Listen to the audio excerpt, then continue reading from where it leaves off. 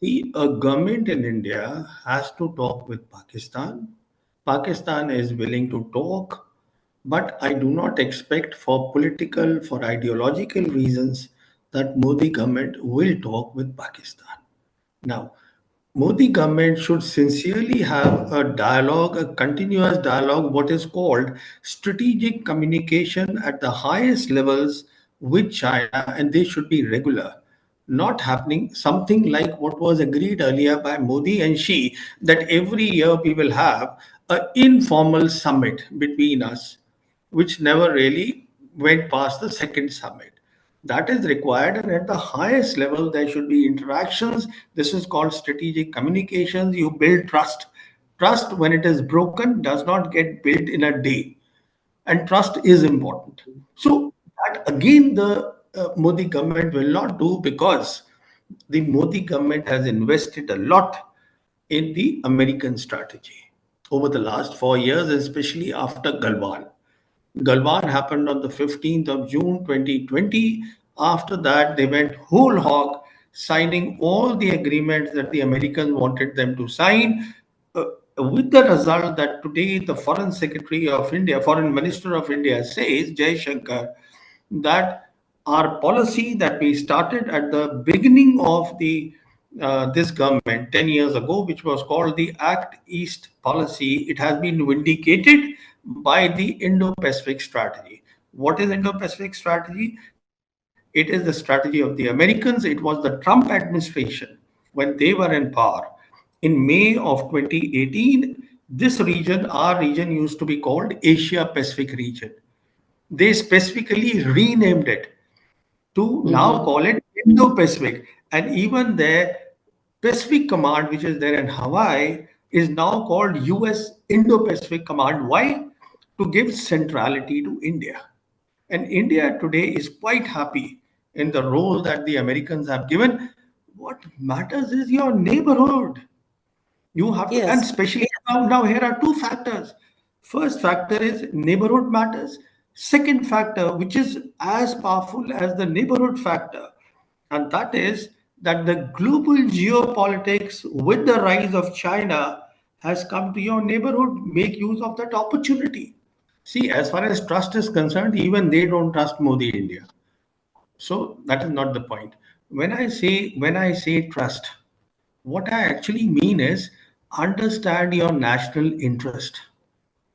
Understand the fact that when the Prime Minister says that out of 140 crore people in India, I am giving free rations to 80 crore, that means 800 million people of India cannot afford even 2 meals a day. They are living on doles of the government. We are such a poor nation. Please understand. Once we understand this part, then it should become very clear, where does our national interest lie?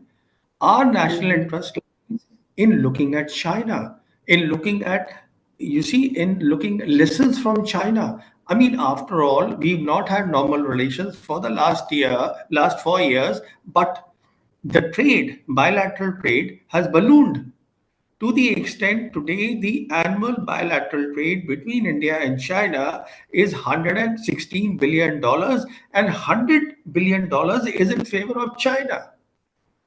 You see? So when you look at all these things, it is your national interest. Everything starts with national interest, and then trust is built. So the basis is, okay, basis is not trust, even they don't trust you. So the basis is national interest. What is served better? That our prime minister should be seen in the company of the G7 nations, in the company of the American president, or we should have a foreign policy that helps our 80 crore poor people. I mean, this is a trade-off. This is something the government has to decide what it wants. Simple. What I'm saying is that I didn't say that India cannot hold on Jammu and Kashmir militarily, because I do not expect a war. Expecting a war because I understand Chinese have an agenda of peace and development, and they've been able to convince the Pakistan. Militarily, there is no way that India can win a war with Pakistan today. My point, and I'm happy to discuss this with any military man. It is not possible because of what we have done to ourselves, created problems for ourselves because of 5th August 2019. Nobody thought of these implications and nobody is acknowledging these implications today. That is what I'm saying. And the other thing, what I'm saying is that the people of Kashmir, they are us.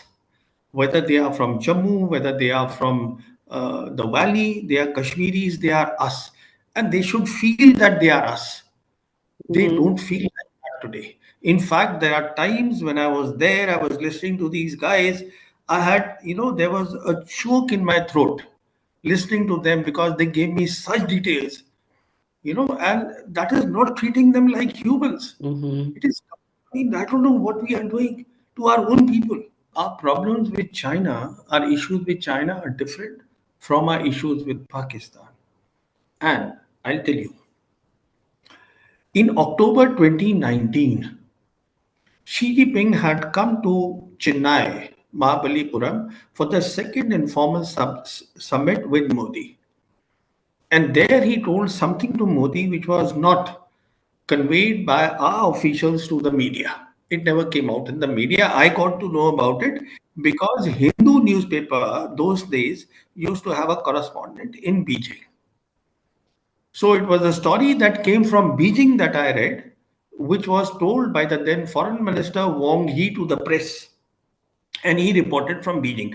So what Xi Jinping told Modi was, which was the key thing, please look for, if you want peace and development in the region, and please, I want to put it very clear, Jammu and Kashmir today is central. It is central, Mm-hmm. and I have explained to you why it is central. It is central geopolitically. The implications our analysts are not understanding. Xi Jinping told Modi, you should look for triangular peace. What that Mm-hmm. means is have peace between India and China. This is a different subject. The agenda will be different on the table. Have peace with India and Pakistan. The agenda is different. Again, when you talk with Pakistan, obviously, if you look at the Musharraf formula, even the Kashmiris were on board.